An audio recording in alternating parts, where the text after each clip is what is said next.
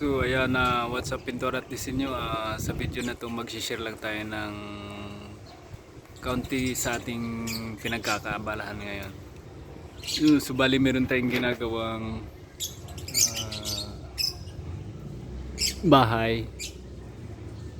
Subali 7 days, 8 days na pala tayo ngayon magmula demolish dahil sa yung unang structures niya. So tinanggal natin yung mga nasasagasaan ng footing, ng beam, ng column at ng tie beam. So tinanggal natin lahat yun, binutas natin. So bali ano yan, bali 8 poste. Ang bakal natin dyan ay 16mm na 6. Ang footing natin dyan ay 16mm din lahat. 1 meter ang lapad, 1 meter by 1 meter. So bali 8 yung poste na ginawa natin. At ang ating biga ay 4 na 16mm, 212. So bali dito sa pinaka ano niya, pero may 2 biga tayo. So makikita nyo ito may runner na. So meron na nga pala tayong mga tukod na may flooring na rin nga pala yan sa baba. Buhusan na yung flooring yan. So bali itong runner na 2, kung makikita nyo doon, yun. So bali yan 2 biga na yan ay 6 na 16mm ang gagamitin natin dyan. Tapos maglalagay tayo ng extra bar dahil medyo malayo siya. Bali ang layo nga pala niyan ay 4 meters.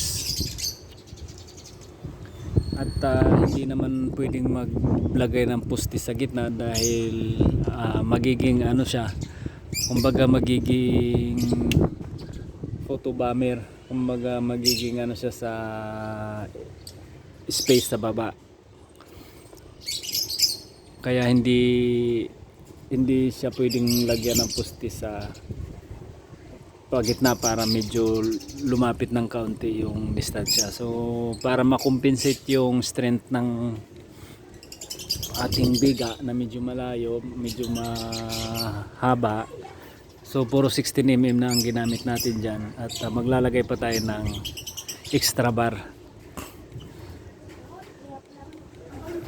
So bali nga pala, ito ay bali 3 mason carpenter ang gumagawa at saka may mga labor pa ang gumagawa dyan. So ang labor dyan ay hindi rin pare-pareho kasi minsan may extra, minsan naman konti lang ang labor, minsan marami. So anyway, so yan yung ginagawa natin, pinagkakaabalahan.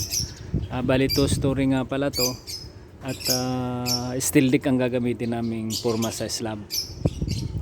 So yun lang, Pintura at Disenyo, at medyo matagal na tayong hindi nakakapag-upload ng ating video dahil sa ngayon kasi kung ano-ano na lang ang ginagawa natin, minsan mason, so medyo hindi tayo nakakapag-focus na masyado sa pagpipintura. But anyway, hopefully makapagbigay pa tayo ng update sa inyo pagka makapagbigay tayo ng update sa takbo ng ginagawa natin ngayon. So yun lang mga Pintura at Disenyo, at paumanhin at medyo hindi tayo masyadong nakakapag-upload ng content ngayon. At dun sa mga patuloy na sumusuporta, at maraming salamat pala sa inyo. At dun sa mga hindi pa nakakapag-subscribe at hindi pa nakakapanood ng ating video, try nyong panoorin yung ating video at try nyong suportahan yung ating YouTube channel.